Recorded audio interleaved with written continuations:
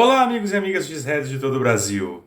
Vamos dar início ao primeiro vídeo tratando da retrospectiva do Green Bay Packers, da temporada 2022-2023, uma série de vídeos que farei ao longo das próximas semanas, para a gente relembrar, tudo o que de ruim aconteceu nessa última temporada, mas para que sirva de lição, evidentemente, para que isso não se repita na próxima temporada e o que a gente pode projetar para esse novo ano dos Packers, se é que teremos grandes novidades aí pela frente, não sei, mas então é o nosso dever relembrar algumas coisas dessa última temporada, para que aqueles que sejam realmente responsáveis pelo desastre, que foi o ano de 2022 e o comecinho de 23 dos Packers, para que a gente não esqueça os devidos responsáveis por esse grande fracasso.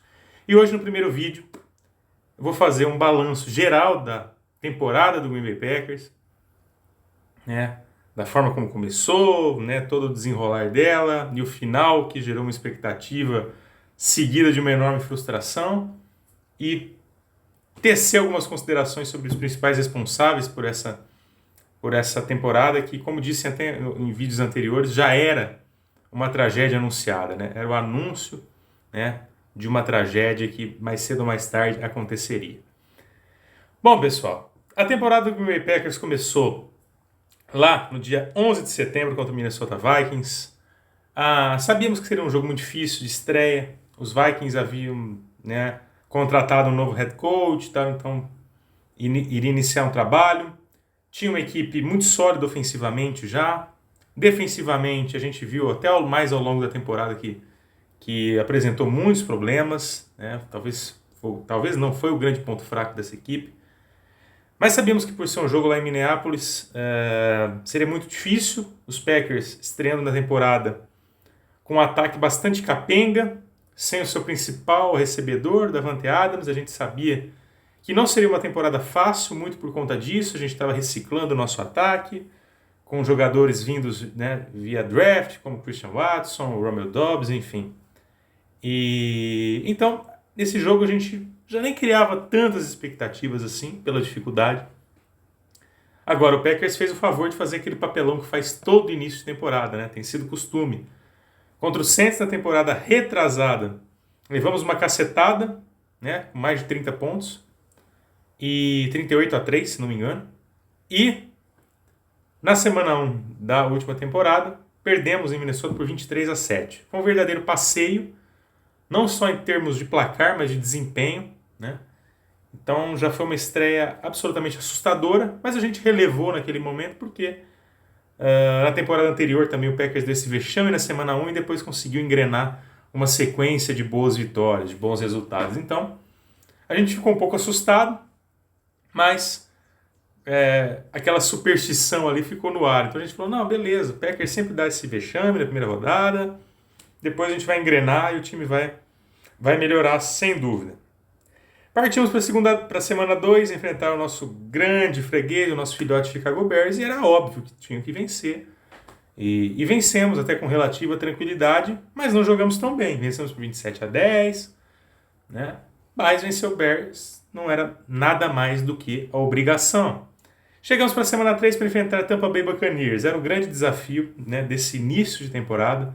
Vencer Tom Brady em Tampa, na Flórida, onde os Packers já tinham tomado várias cacetadas, onde já tinham demonstrado um péssimo desempenho no calor da Flórida. Então, já era o primeiro grande desafio dos Packers vencer Tampa. E fomos lá em Tampa e vencemos por 14-12. Um jogo extremamente difícil, de muito predomínio das defesas, e o Packers conseguiu, na bacia das almas, esse resultado também, mas sem ser brilhante ofensivamente também, a defesa que teve mais méritos aí do que o ataque. Então nessa altura o Packers fez 2-1, já estava ok a temporada, ganhamos os Bears obrigação, vencemos os Buccaneers em Tampa, então ali começamos a sentir que poderia engrenar. Viemos para Lambeau Field enfrentar o New England Patriots. New England Patriots que estava com seu quarterback 4 4, né? Que era o Bailey Zappe, né? O Mac Jones estava machucado e quem estava mais machucado era o outro, o Jarrett Stidham. Jarrett Stidham também não jogou aquela partida. E aí o Zappe, que era o quarterback 4, né? Foi promovido a quarterback 1, de repente, para esse jogo, né? Entrando, né, durante o jogo, aliás. Começando o jogo. E o Packers venceu na prorrogação por 27-24, num jogo extremamente dramático. Um placar apertadíssimo, que o Packers quase conseguiu complicar um jogo que era relativamente fácil contra um quarterback que estava estreando na NFL. Então, a gente ganhava ali, né? Estávamos satisfeitos com o resultado, mas o desempenho, né, assim como desde o início da temporada, não demonstrava ser um desempenho de uma equipe que fosse brigar realmente por coisas grandes, né, na temporada. Então, nós estávamos ali com essa vitória, com uma campanha 3-1. Em termos de classificação, estava muito bom, mas o desempenho não era legal. Desde a semana 1, a gente via muitos problemas ofensivos. O Rodgers não conseguia se alinhar com seus novos recebedores, né? A defesa também, jogos aí alternando altos e baixos, né? Com muita inconsistência. E aí, ok, passada essa semana, fomos para Londres enfrentar o New York Giants, né? O Packers faria seu primeiro jogo fora dos Estados Unidos nesses anos todos de NFL. Então, uma mobilização muito grande em Londres para assistir esse jogo. O Packers vindo de 3 vitórias seguidas. E encarar os Giants, que também estavam estreando na temporada um novo head coach, que teve um começo de temporada muito ruim, mas esse jogo para eles acabou sendo um divisor de águas, tanto para eles quanto para os Packers. Porque o Packers fez uma atuação lamentável em Londres, jogou muito mal e mereceu a derrota para o New York Giants por 27-22. E a partir desse jogo, o Giants conseguiu engrenar vitórias atrás de vitórias, deslanchar até na sua divisão, e o Packers aí entrou no seu calvário que parecia interminável, né? Depois desse jogo, viemos para o Lambeau Field enfrentar mais um time nova-iorquino, perdemos para o New York Jets por 27-10. Depois, jogando em Washington contra uma equipe fraquíssima dos Commanders, mais uma derrota por 23-21. E aí chegamos para jogar em Buffalo, contra o Buffalo Bills, né, já extremamente desesperados, falamos o que vai ser desse time, né, com 3 derrotas para times no papel inferiores aos Packers, e jogar contra o Buffalo Bills, um Super Bowl contender, em Buffalo. O que imaginar o tamanho do desastre que seria em Buffalo. Mas, surpreendentemente, parece que nos jogos de Sunday Night Football, o Packers teve até um desempenho razoavelmente bom. E nesse jogo, mesmo sendo derrotados por 30-17, o Packers teve bons momentos dentro da partida. Inclusive chegou a liderar o placar em uma ocasião. Conseguiu equilibrar o jogo em alguns momentos, mas é lógico, como o Bills tem um elenco, um material humano muito melhor que os Packers e um quarterback muito mais inspirado e jovem, né, e melhor tecnicamente no momento, é lógico que a vitória teria que ser dos Bills realmente. Essa derrota trouxe um certo alento, uma expectativa de que o time poderia, né, estar evoluindo novamente para a gente voltar a vencer. Só que aí veio uma nova derrota desastrosa, jogando em Detroit contra os Lions, 15-9. Uma das atuações mais vexatórias dos Packers, um ataque bizarro, o Rodgers interceptado 3 vezes. E ali realmente, naquele jogo, após aquele jogo, eu mesmo citei, né? Muita gente também concordou, outros ainda achavam que era um pouco cedo, mas depois desse jogo contra o Detroit Lions, eu disse que a temporada dos Packers havia acabado ali, que o Packers não ia para lugar nenhum, né? Não ia nem sequer pegar playoffs, que a temporada estava morta, enterrada. E mais para frente a gente comprovou que de fato, né, o Packers, a minha profecia se cumpriu. Mas teve uma certa luz no fim do túnel, e veio na semana seguinte, quando o Packers jogou contra Dallas Cowboys em Lambeau Field. Dallas Cowboys, assim como o Chicago Bears, é um filho muito, muito querido, né? Então, independente da situação que o Packers esteja, pode estar na pior situação possível, o Packers vai vencer. Um jogo também dificílimo, em que o Cowboys chegou a abrir 3 posses de bola, aliás, 2 posses de bola, e o Packers foi buscar o empate no finalzinho, levou para a prorrogação, e com o field goal do Mason Crosby a gente venceu por 31-28. Ali, como disse, era aquela luzinha, né? No final do turno, que dava uma esperança, porque a gente tinha mais um jogo em casa, num Thursday Night Football contra o Tennessee Titans. Se vencêssemos ali, poderia ser o início de uma arrancada, quem sabe, de um novo Run the Table, né? Começava a nascer de novo aí a história do Run the Table. Mas veio novamente outra pancada, outra frustração, né? Jogo muito ruim em casa, com muita neve, que nós não soubemos nos aproveitar deste fator climático, e os Titans venceram por 27-17, demos muita brecha para um quarterback tão ruim como o Ryan Tannehill, e eles acabaram nos vencendo até com relativa facilidade. Aí na sequência, mais um jogo que a gente via no calendário e falava, nossa, vai ser um atropelamento. Pegar Philadelphia Eagles em Filadélfia. Os Eagles haviam até então perdido um jogo, que foi para o Washington, e estavam voando baixo na temporada. Tanto é que olha aí onde que os Eagles estão hoje, né? Brigando para... né? Vão jogar o Super Bowl domingo. E mais um Sunday Night Football. E o placar foi extremamente justo, né? De muitos pontos, mas justo na diferença. 40-33. Perdemos por apenas uma posse de bola.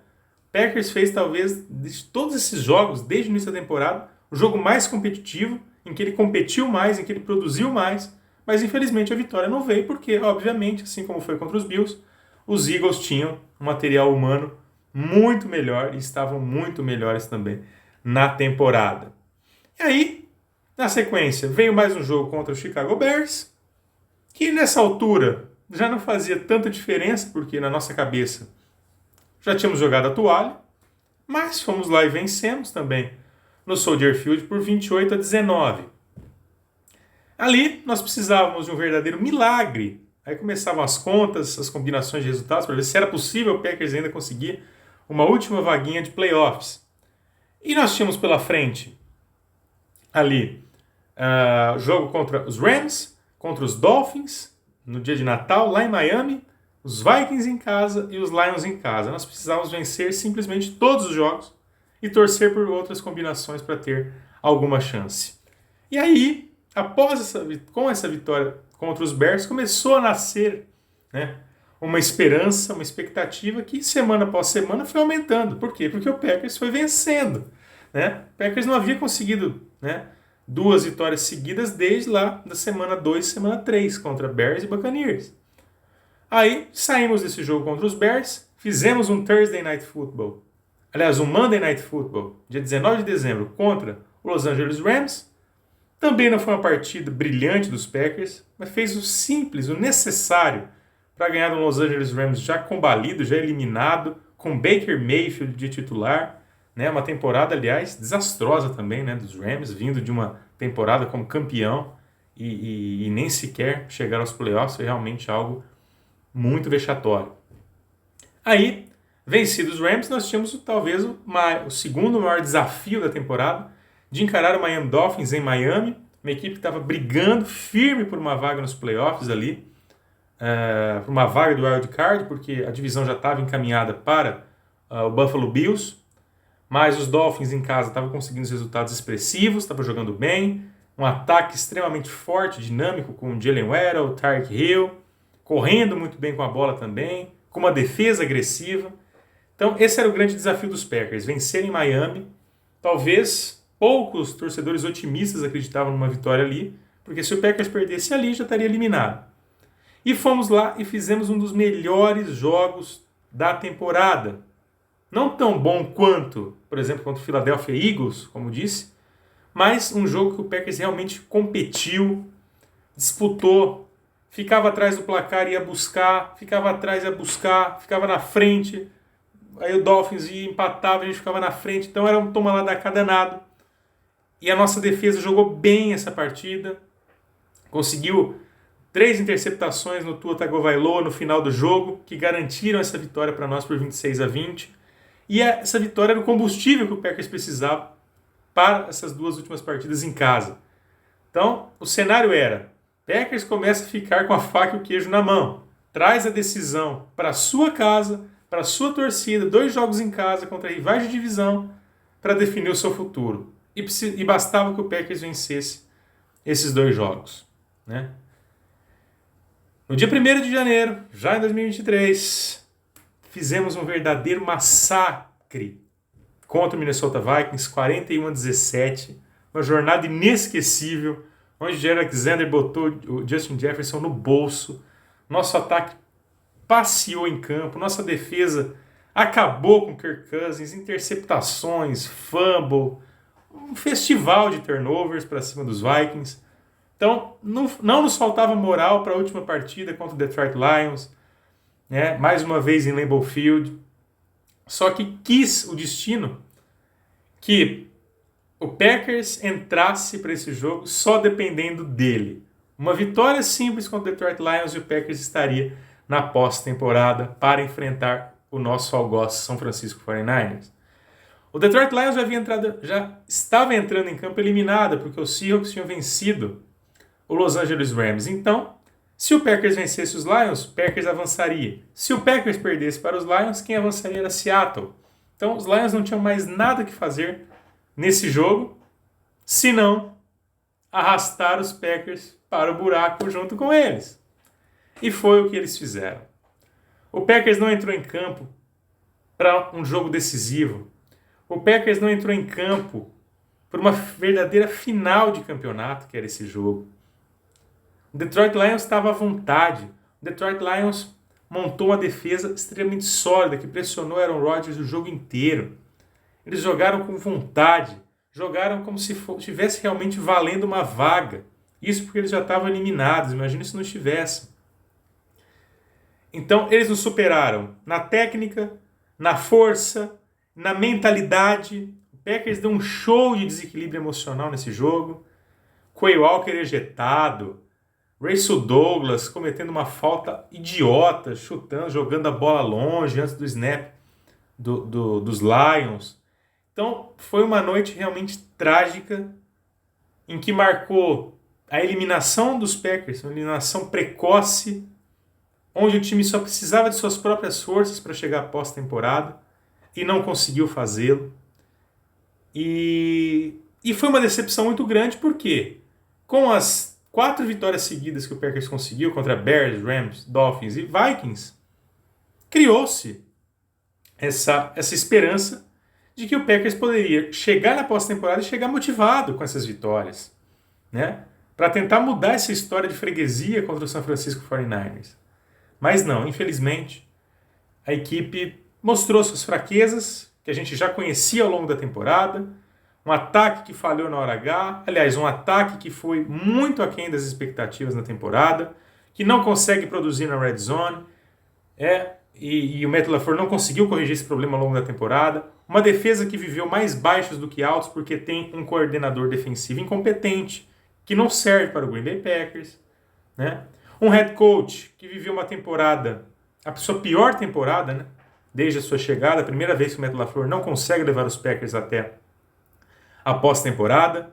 Um head coach previsível, fraco, sem pulso, né? Sem comando, que não conseguiu, né, alinhar as suas ideias, o seu plano de jogo com o seu quarterback, com o seu ataque. Todo mundo sabia, né, o esquema de jogo do Matt LaFleur, era muito previsível, era muito fácil de ser marcado. E um quarterback que vem e demonstrou um declínio físico e principalmente técnico muito grande depois de 2 temporadas de auge, né? O Aaron Rodgers conseguiu um número expressivo de interceptações, coisa que a gente não é acostumado a ver. Parecia que todo jogo tinha que ter uma interceptação do Aaron Rodgers. E mais uma nesse último jogo, num momento decisivo, que a gente poderia buscar uma virada ali quando estava 20-16, e aí ele acabou sendo interceptado.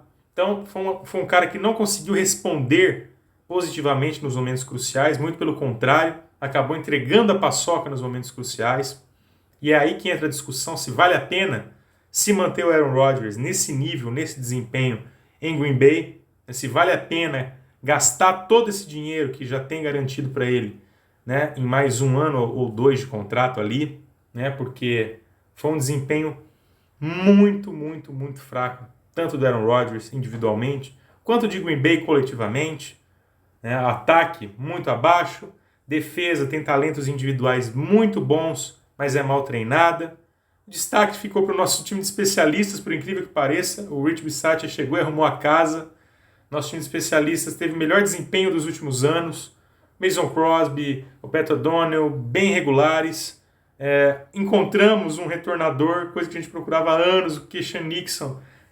Fez assim, papéis brilhantes, foi fantástico em diversos jogos, inclusive retornando para touchdown, né? Coisa que fazia muito tempo que a gente não via. A gente viu o Packers tomar, né, touchdown de retorno, mas não fazer.